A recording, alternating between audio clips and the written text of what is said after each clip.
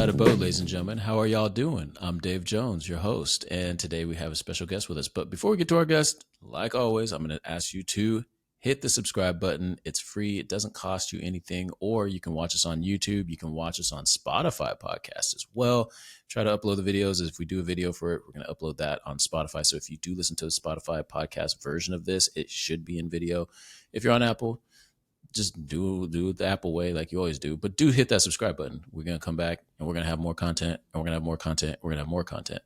So we are currently, what's today? Today is the 1st, May Day. It's May 1st today. So by the time you're listening to this, it'll be a little bit in the future, but we're going to talk a little bit today about buyer advocacy, where this is the value of a realtor. It's the value of a realtor series. Like the reason why I'm just being transparent here. The reason why I like changing the title to that and doing a few different ones is because of the new changes. I want to make sure that everyone understands what we do and how we do it and why it's important, all of those things. So today we're going to have a guest. Our guest, Abode, Maddy Mixter out of Windermere, Abode, Lakewood, is going to talk to us about buyer advocacy and all the things that go along with that. How you doing, Maddy? I'm good. How are you? I'm doing all right. Introduce yourself. Like who is Maddy Mixter? Give us your elevator pitch. Yeah, so I'm Maddy Mixter. I'm at Windermere, Abode, Lakewood.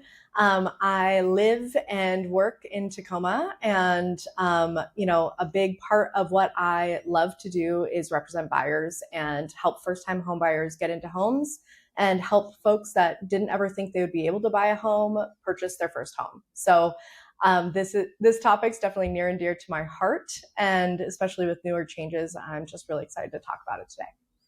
Yeah, like what made so we're going to talk about buyer advocacy. Can you explain to the audience what you mean by that? Because like for some people, they might think advocacy means, no, I want to fight for the right price, or you know what I mean? Like Totally. advocacy can And mean different things to different people.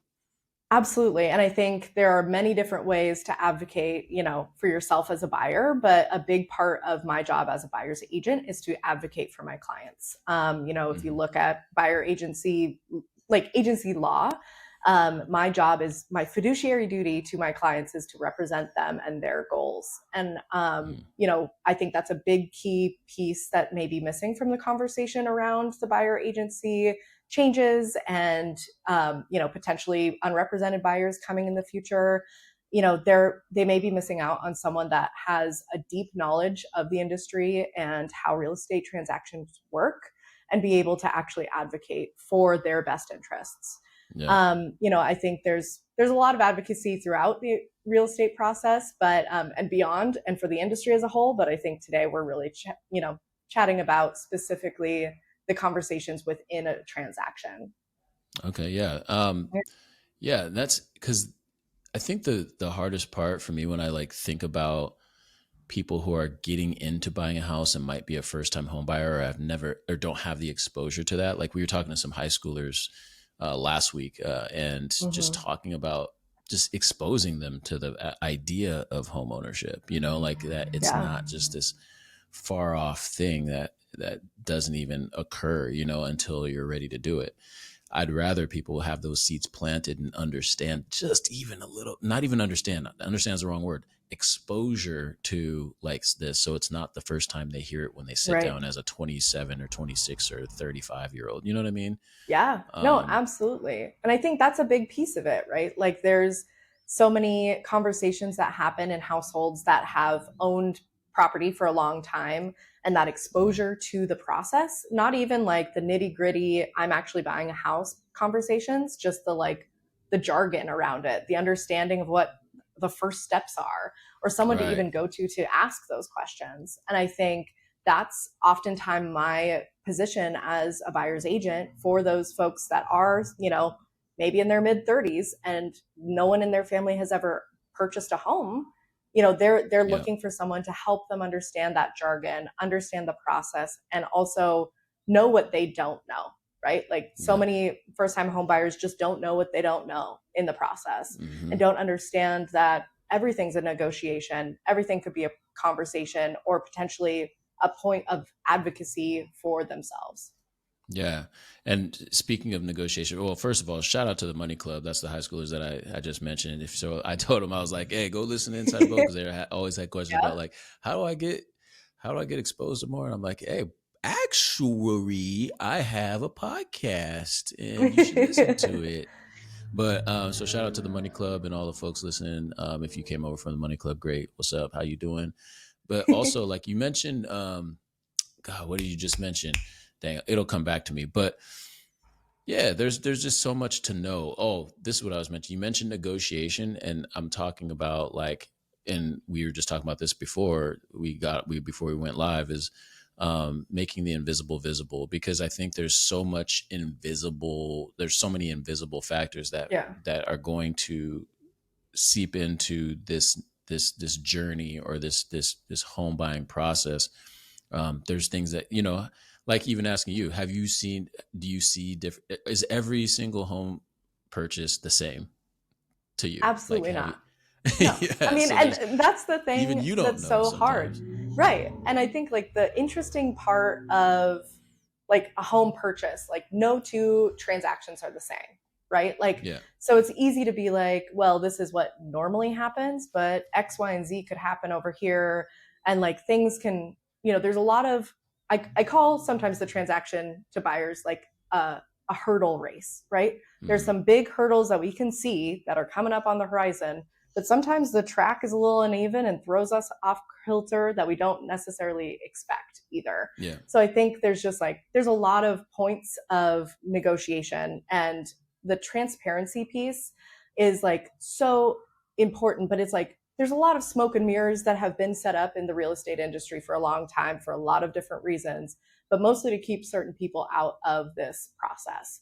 And I Right. think Right. it's important to have these conversations, to that exposure and knowledge, to just be able to like start talking about it and start like understanding and wrapping your head around it, because it's not stuff that's taught in schools. It's not a process that's easily accessible to someone who's never been exposed to it.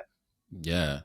So let's talk about some of those things. So can you share like how a lack of knowledge, or how that has significantly affected a first time home buyer's Sure. experience, and what emerged from that? Like, so yeah, give us an example of what Yeah. that might have looked like for you. Yeah, I think like right off the bat, one of the most common lack of knowledge pieces is what is expected of a buyer to bring to the table money wise to close. Mm, I think there's a lot of myths out there. The 20% down payment is a big one that, mm-hmm. especially for first time home buyers, they think, oh, I have to bring 20% down. And like right now, with like, we were just talking, home values in Tacoma are right around like 550, 600. And, you Mm-hmm. know, if we're talking like 20% on that, that is a big chunk of change that most first time home buyers do not have access to. That's And I crazy, think, by the way. Sorry to cut you off, but mm-hmm, that, like you just said, no, we just having that roll off our tongue like it's just nothing. Like, not, I'm no, not saying you it's did. I'm just saying, no, like, it's that's absolutely wild. crazy. And I mean, I That's will wild. say, like, when I bought my house, I was a first time home buyer not that long ago. I bought my house in Tacoma in 2017. And I bought it for under $200,000. And like, so that Yeah. growth of value is wild in our neck of the Yeah. woods. Like, I think that's Yeah. something we got to acknowledge. But Yeah. Sorry. That just I, kind of. no, it's wild to be talking about that because that's significant. Um, but I think like the misunderstanding and myths around down payment is like such a big misconception and also just a barrier to entry. People hear, oh, Mm-hmm. to get a mortgage, I have to have 20%. I'm never going to do that. So I'm never going to think about home buying. Right. Like that's often the process. And understanding that like most first time homebuyers maybe bring 3% to the table, three to Mm-hmm. five probably. And I think on average, for most, I saw a stat recently that was like all transactions on average, it was like about 10%. And that's all transactions, whether or not you're first home buyer or not. So I think that's just a big myth that I always try Mm-hmm. to cut out, is that 20% down is not required to get a mortgage loan. And Yeah. oftentimes, as a first time home buyer, there's so many programs that are actually like can make that number even less than 3% or 0%, or sometimes you can get, down payment assistance to actually pay for that down payment. So you're not like making your monthly payment higher. So I Yeah. think there's just like a lot of that money misconception of like, what do I need to have in my bank account to get a loan or to get a mortgage? And that misunderstanding and kind of illusions around that and myths Mm-hmm. so commonly make people not be able to even start the process because they think there's not even a spot for them. Yeah, well, speaking to that, so like here's an example.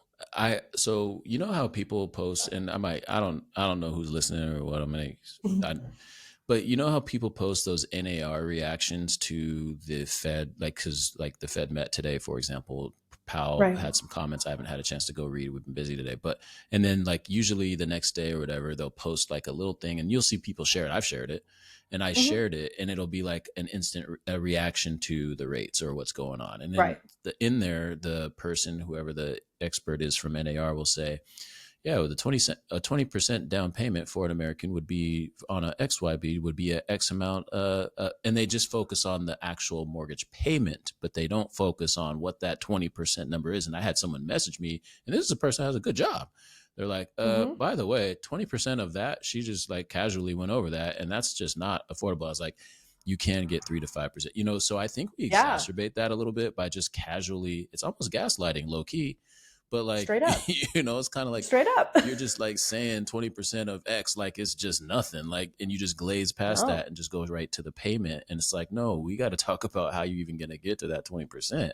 So I was Absolutely. just, so you talked about that, you mentioned that when you were just talking, I was like, yeah, I've literally had people hit me up like, yeah, 20% of that is not affordable, by the way. It's No. like, yeah, you're right. And Um, and there's also this, misconception about, so like down payment is the big chunk of money that you bring to the table as a buyer. But there's also closing costs. And that's a right. conversation that, unless you've been exposed to a real estate transaction, you may not know exists. That it's like, oh, Yep. there's an additional fee to getting a loan, to transacting, and that is also coming out of your pocket and is generally like 2 to 3% in our neck of the woods. And Yep. so, that's also like, if you are really like pushing to get that money and be able to do that, if you're like, okay, I've got my 3% down payment and now you are expected to also do another 3%, I think that's some misunderstanding and barrier to entry, all of those conversations. Now, Mm-hmm. closing costs are negotiable. Again, like, you could ask the seller to pay for those, and I think Right. there's ways to get them to do that. I think there's opportunity for that. But oftentimes people don't know they can, or don't know Right. that that is even Right. a payment that they need to be until they're deep into the process.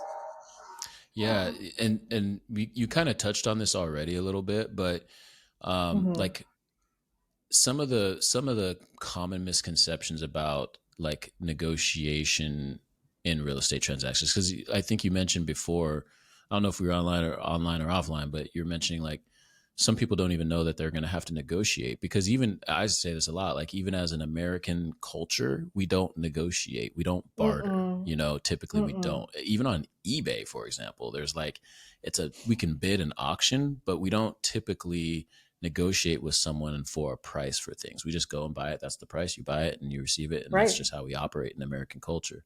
So Absolutely. what are some, are there any common misconceptions for first time home buyers negotiation, or have you ran into, or what advice would you Yeah. give people that are just getting in right now and trying to figure out Yeah. how to navigate this?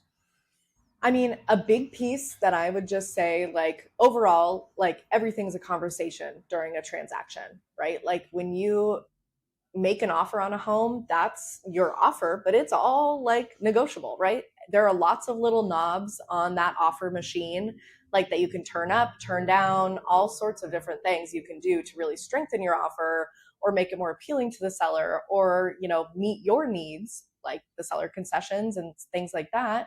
And I think there's ways to really like negotiate through every piece of the transaction. So like, Mm-hmm. I have had buyers before where I'll say, okay, the seller came back with X, Y, and Z, or like, this is their response to your offer. What do you think? And they'll be like, oh, Mm. I guess so. I guess we'll do that. Like, okay, if they Mm. say so. And that's actually like, my job to step in and say, now wait, like, let's really evaluate what your goals are and the things we've talked about, in our different meetings and, conversations. What if Yeah. we did, there's always a common ground and a way to like find that middle ground with the seller. And I Yeah. think a lot of the time buyers, especially first time home buyers, think it's the sellers are driving the ship because we've been in a Mm. seller's market Mm. for so long. they really think like, oh, I have no leverage. I have no Right. ability to advocate for myself in this transaction or negotiate for what I need or want. And I think that's just like a big piece that a lot of folks don't realize that is Yeah. missing. Or, and when I think about the possibility of folks going into transactions unrepresented and not knowing Mm. that they can advocate or negotiate for themselves, the opportunity there that they would be able to like potentially, you know, not go in with as much funds or negotiate for inspection repairs, broken systems that cost a lot of Yeah. money, all these sorts of things, these factors that happen during a transaction. That makes me really nervous because I think that is the piece that is really like important to having a buyer's agent, that they have an understanding of like the bigger picture around the industry and Right. have had experiences with different strange transaction things. And if Right. you're a buyer, especially a first time home buyer, you don't have any context for these conversations. And so, Mm-hmm. yeah. Yeah, I think that the unrepresented buyer, like so this is, and speaking directly to anyone who's listening who may want to go about buying a house without an agent on the buy side, you totally can do that. Mm-hmm. And I would say I would also ask the question: how comfortable are you with the 250 plus forms that could be, you know, what's the word, deployed at any point in this transaction? Mm-hmm. How well do you know those forms, or do you have a someone behind you that can help you with that contract language on those forms and the Right. nuances and the deadlines and all of that kind of stuff? That's a question I would ask if you don't want to use an agent or don't feel that it's worth the money to use an agent. I guess you'd be, how much time do you have on your hands away from your job to navigate all of these things? Because this is what we do for a living. That's why we get paid. That's why we do Mm-hmm. get paid and charge a fee, because this stuff is time consuming, and it could Yeah. cost you actually more money down the road because of something that you did not know or didn't do, and then now all of a sudden you found Mm-hmm. yourself in a hole, or you can't get out of the contract or whatever. Like, there's just so many different Yeah. moving parts, and so Well, and I think it's yeah. interesting. Oh, I was just going No, to go say, I ahead. think it's interesting as someone like I grew up in the DIY scene. I do a lot of things myself, like all these sorts of things. I Mm-hmm. often talk with folks where I'm like, doing it yourself is like great. However, like unless you have a specialized skill in that, you have to also be okay with like the loss or like it not Yeah. going your way, Yeah. right? Like if you are going to paint a room yourself, but you've never painted before, like yeah, you might spatter some paint, you might like do the wrong color, you might, not tape very well. And that's like the loss side of it. Like that's the Yeah. downside, right? Like, and you can live with some badly painted rooms pretty easily. But like, if Yeah. you're going to do it yourself, as far as it's considered with like home buying, you have to be okay with the downside of that is like potentially spending more money than you need to, or potentially not knowing when to advocate Mm-hmm. for yourself or through negotiate through an inspection, or missing a deadline for earnest money and going into default on the transaction on that contract. And I think that's the pieces that like I worry about, like the unseen side, right? Like we talked about bringing things to light. I worry Yeah. that Yeah. like folks are going to say, okay, I can save X amount of dollars by not hiring a buyer's agent, but not seeing the other side of that, where it's like, oh, I may be making a huge financial decision without seeing the full picture. Right. And you might get yourself in a situation when you're negotiating and you need a vendor. Mm-hmm. Get an electrical panel fixed. Do you have someone offhand right now that you can call? Like some people might, and Yeah. that's cool. But like most people in general, in my opinion, if you're not doing this all the time, you don't have those people on call. And do you have the relationship with that person? Because guess what?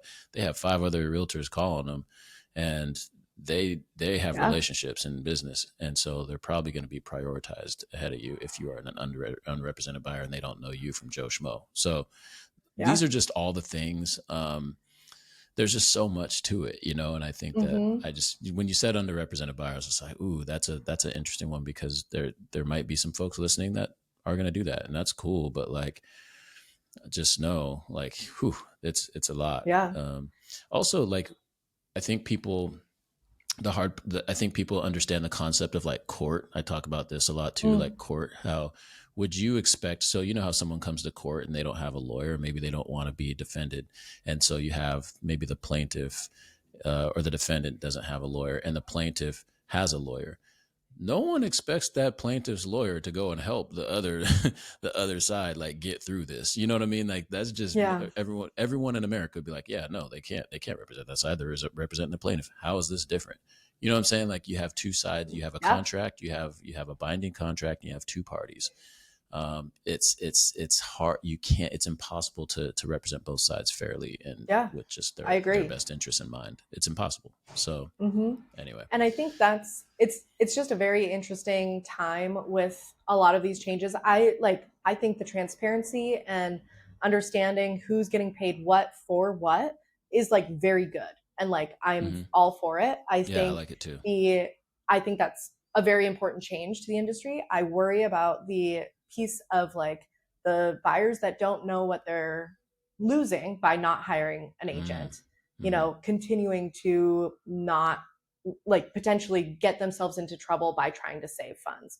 Because I Yeah. have buyers who it's hard out there. We were just talking about what that down payment, number looks Mm. like. Yeah. I It is think hard. buyers are looking for ways to save money, to increase buying power, to increase the appeal of their offer like as much as possible, right? As And they I think should. as they should. But I think the piece is understanding the value that a buyer's agent can bring to you and how they can protect those resources that they've worked so hard to put together and Mm-hmm. implement.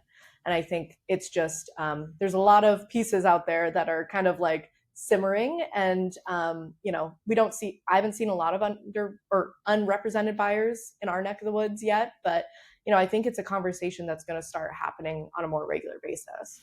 Yeah, well, hopefully they're listening to this podcast and rethinking and be like, yeah, you know what? We might have to fall back and go call Maddy Mixter Yeah. and see what's going on. Um, Absolutely.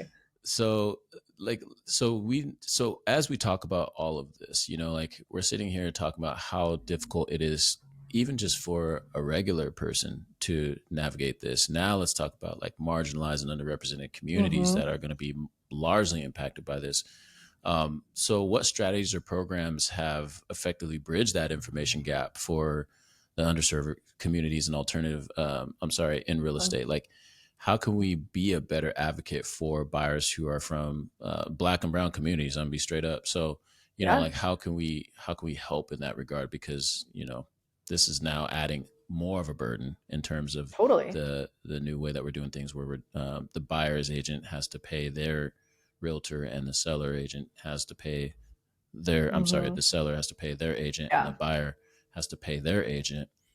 And, because you have equity on one side of the equation with the seller and the buyer may not be coming in with equity. How yeah, we how we how we absolutely. navigate that now? We adding 3% more to someone who already Right. doesn't have the And 20%. yeah, and I think that's like a huge piece of this conversation is that the marginalized communities that already have struggled to get into the home ownership pipeline, to like get Mm-hmm. into that place to have a seat at the table, are going to, I feel like, through this, get knocked back even more. And I think 100%. understanding and the education piece for agents to understand what different programs and different ways to support these people who need that support, and there is support out there. We were talking, Washington State has a lot of different down payment assistance programs that are Mm-hmm. designed for people that are under a certain income limit.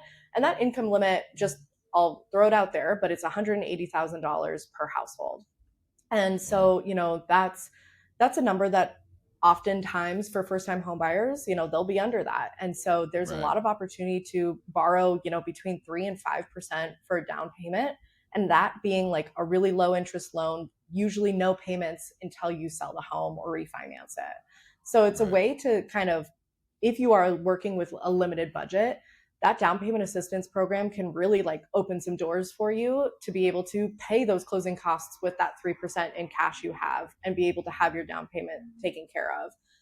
Yeah. I think The other sort of thing, I think there's a lot of new programs coming out. The Covenant Home Ownership Initiative, I believe is what it's called, is definitely something that's going to be an interesting thing in Washington state. There were a lot of racist neighborhood covenants for a while that prevented Black and brown folks from purchasing in different neighborhoods. And those neighborhoods have appreciated a lot. Like those neighborhoods have definitely appreciated in value over time. And that's missed wealth in those Yeah. communities. So the Covenant Homeownership Program, thanks for pulling that up, Dave. It's Yeah. a really interesting take on how to make that right.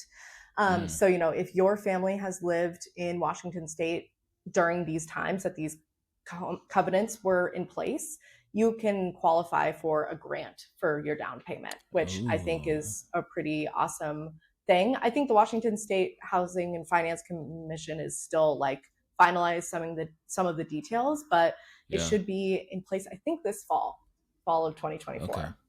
And this Yeah. is on the, so what I have pulled up is the Washington State Housing Finance Mm-hmm. Commission page. And so, you know, if you're watching this online or you're watching this, if you're watching the video version, so if you aren't, then maybe you should go check it out. But yeah, we have the page up here. So this is the Covenant Home Ownership Program. So this is just one example Mm-hmm. of a down payment Yeah. assistance program that does exist. And there's a few on this actual page, right? Yeah. So, There's if you go back to the main page for down payment assistance, there's Home Advantage, there's a veterans down payment assistance program. Granted, veterans don't have to put, for a VA loan, you are not required to put any down payment. But sometimes for closing costs, those other fees associated with your loan, like there's a lot of opportunity there. But yeah, yeah. so there's some other programs. I think a big piece that I wanted to mention about down payment assistance too is it's a really amazing way to get support for that down payment amount. But Mm-hmm. a lot of agents, I will say, have misunderstandings about what that means for their sellers. So listing agents, when they're reviewing offers, you have to disclose if you're using down payment assistance on that offer as part of your Okay. financing contingency, because you have to disclose where you're getting the money Yeah. to purchase the house. And a lot of listing agents have misconceptions about what that means for the buyers and their qualifications as a qualified buyer. And I think that's something that as an industry, I would love to reevaluate, because I think, Mm-hmm. just because you're making use of a program that is designed to assist you to get into a home and lower some of those barriers to entry, Yeah. it's a skewed view that the sellers often hear from their listing agent with like, oh, well, this person doesn't have any money, so why would we sell the house to them?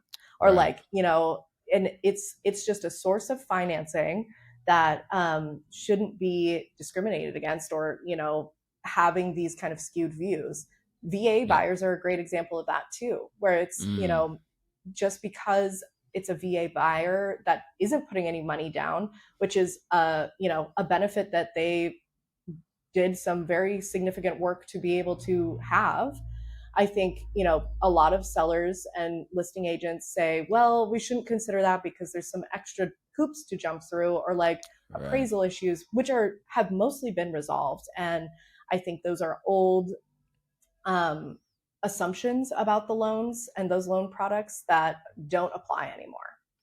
Well, even then, you know, I think that beside that fact, it's a VA buyer. It's someone who's in our military and served our country. They deserve all of the benefits that come along with a Absolutely. VA loan. And, you know, we need to respect that and honor that. And, you know, if we consider ourselves, you know, proud Americans or people that are patriots or whatever you want to call yourself, um, those are, you know, we got to respect Yeah, VA buyers more. And I feel like absolutely. I've been on record to be like, I feel like, why does there's this stigma to the people who should be getting it, who served our country? Like that doesn't make any sense to me. Hmm. So anyway, that's a whole other Yeah. conversation. No, I mean, we could have a whole nother podcast around that too. But I think it's, there's so many different options for support in the home buying process. And I think we're at a place in the industry where we're recognizing that there were mistakes made and there are Mm-hmm. still mistakes being made. Like, fair Yeah. housing is something that we talk about at Abode a whole lot, but a Yeah. lot of people don't. But I think it is, there's some like turning of the ship happening, and Mm-hmm. understanding that like a lot of people who should have been able to buy homes were turned away. And there's, trying to right that wrong is maybe impossible in some ways, but I think there are programs out there. I think the big piece that I hope for the industry as a whole is that like there will be support and like acceptance of those different programs, and Yeah. being able Yeah. to not have those stigmas around using down payment assistance or other support programs that, really are just supporting you into your home ownership journey, right? And opening some doors that previously just weren't even like accessible. So, Yeah, and they're vital. Like you might be a buyer who mm-hmm. has money saved up, but you might can still maybe take advantage of the down payment assistance program. You just never Totally. know. Like I think so. Yeah, I just it gets me excited. And I do think that we're on the right track. I do think we're Mm-hmm. headed in the right direction in terms of all of these things and hopefully rectifying things Yeah. in our industry. But the way I like to think about it is like we look at 1920 like it's at least for me, because I'm old and I'm like, when I'm growing up, the 1920s seemed like a long time ago, which it was. But like now, if you look at where we're at right now in this century, we're only in the 20s. So we're actually in Yep. the beginning of a century. So someone's going to be looking back at our time like, yeah, they're in the 20s. Like that's how I view it. It's kind of weird. I like kind of take myself out of our situation and move myself forward Mm-hmm. down the timeline and be like, thinking in terms of like the people in the 2070s, thinking about the Yeah. 2020s, just like I think about the 1920s. Like, damn, they were, Yeah. like Well, in and I think we're buggies in and a, yeah, I think we're in that point of our industry and history in general, right? Where there's a lot of change afoot. There's like an understanding that like some things don't need to just stay the same because they've always been. And right. like accepting that change and embracing it and working with it, I think is like a really important part, like especially in our industry, is that like, okay, understanding what changes have effects to all different types of home buyers or home sellers, evaluating what these changes are really going to mean for everyone, and adjusting accordingly and being Yeah. flexible and making sure everyone has a seat at the table to also have these conversations, right? Like I Right. think there are a lot of benefits to a lot of different things that are changing, but I think we're these kinds of conversations where we're talking about marginalized folks and people who have not had access to homeownership, like what does that mean for them too? Yeah. Yeah. Just trying to make it attainable and make sure that it doesn't feel Mm-hmm. like it's like you've been mentioned multiple times in this conversation, like, um, just the barriers and making sure that we're eliminating those and figuring out ways to make it happen. So I appreciate Absolutely. all the work you're doing on that front. And do you have anything else to say about buyer advocacy or something that's on your chest that you haven't gotten off yet, or I something we I didn't think we've mention? covered a lot of the I think we things, covered a but lot. We yeah. covered a lot.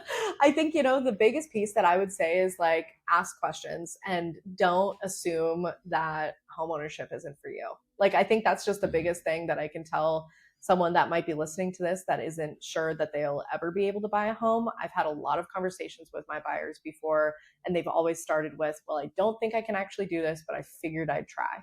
And Yeah. that's how I was when I started when I bought my first home. And I just encourage people to start asking questions and seeing if it's possible, because there's a lot of avenues to homeownership. And I Yeah. think, just because it's not the road most traveled doesn't mean it's not a viable way to homeownership. Yeah. Thank you for those last Mm-hmm. words. And I know some Yeah. people, I've actually had some folks, and there might be someone that's saying, "Oh, well, it's not for me because I can't afford the payments, and then I got to fix the house and do all this." And I'm like, "Yeah, I mean, it's your decision whether it is or not, but there's no doubt Mm-hmm. that owning a home versus renting the rest of your life, we're not saying it's a one size fits all everything, all the things, but yes, owning a home numbers wise and just data wise, like, is going to be better off for you long term than renting. There's no, Yeah. that's just numbers and facts. So anyway, Mm-hmm. Mm-hmm. I'm just trying to Absolutely. trying to get ahead of the naysayers, if Yeah. you will. All right, I'm excited because we have one more segment. of this, and it's called Hot Take. Are you ready for Hot Take? I'm ready. All right. Do you know what Hot Take is? Yeah, we did. I've done a podcast with you. I remember. Yeah, okay. I'm getting to the point It's now been where a I while. have to explain Hot Take. I used to have to explain it every time. Now I don't got to explain it anymore. All right. Are you ready? Ready for Hot Take? All right, cool. Yes. Green or purple dyed hair? Ooh, if you are new to me, my most recent color was green, and I'm gonna say purple because that's the color I am now. Yeah. Okay, purple. All right. Better time spent, home improvement project or traveling? Two things I really love. I am gonna say home improvement project. Oh wow! Is Yep. that just because of the time? Is that just because of the timing? That's the timing. On the phone with the contractor this morning, so that's what's on my mind. That's funny. Dogs or cats? I'm a cat girl in my heart. I have both cats and dogs, so I love them both, but my gut is always a cat.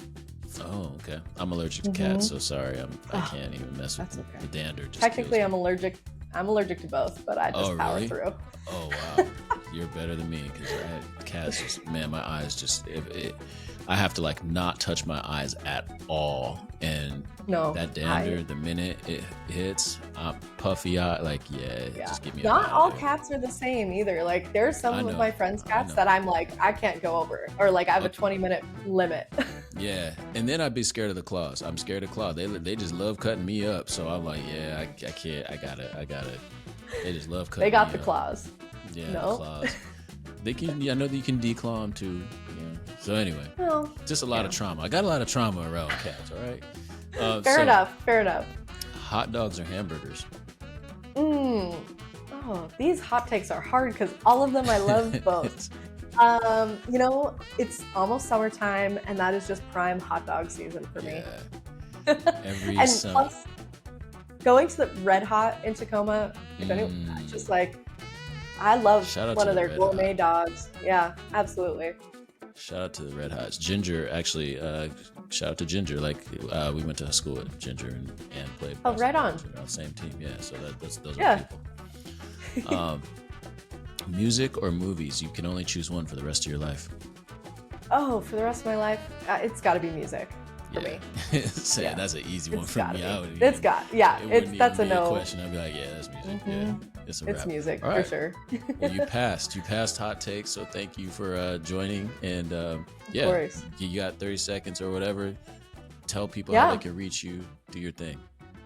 The easiest way to reach me is I'm on the internet, so Instagram, maddymixter.realtor. I'm there kind of across the board, and I'd love to chat. I'm available and probably talking to my phone at some point on there the most, but I'm on the Facebook, YouTube, TikTok, all those things, but Instagram's my home base. All right, cool. And we'll have all of that linked down there, as well as the Washington State Housing Finance links that we commissioned. Yep. I missed that. I knew I missed that last word because I didn't want to butcher it. So I was like, I think I got the first four right. You did. Anyway, we'll have those links down there, and then you'll be able to click on those if you're looking for down payment assistance options, or even just curious about that. I think it's worth looking at. So we'll make sure that we include those links in the bottom. And with that, we're out. We'll see you on the next podcast, and that's all we got. So thanks for listening. We'll see y'all next time. Peace.